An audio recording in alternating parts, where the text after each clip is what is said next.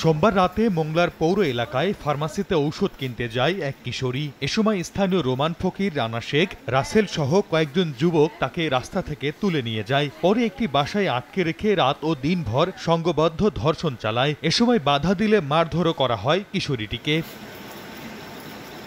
পরে মঙ্গলবার রাতে হত্যার উদ্দেশ্যে ওই কিশোরীকে হাত পা বেঁধে নির্জন স্থানে নেয়ার চেষ্টা করে বখাটেরা। স্থানীয়রা বিষয়টি বুঝতে পেরে গাড়িটিকে ধাওয়া দিলে তাকে রাস্তায় ফেলে যায়। পরে গুরুতর অবস্থায় মেয়েটিকে উদ্ধার করে উপজেলা স্বাস্থ্য কমপ্লেক্সে ভর্তি করা হয়। চলো তোমার বাসায় এগিয়ে দিয়ে আসি তাই বলে আমার গাড়িতে উড়াইছে। তাদের নাম আওয়াল, রুমান, সুমন, জামাল।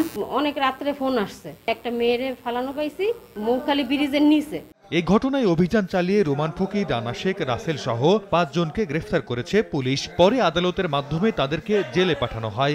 ইতিমধ্যে এই ঘটনার সাথে জড়িত আমরা 5 জনকে আটক করেছি, তাদেরকে বিজ্ঞ আদালতে সোপর্দ করছি। ভুক্তভোগী ওই কিশোরী খালার সঙ্গে মোংলায় একটি বাসায় ভাড়া থাকতেন। সময় সংবাদ, মোংলা।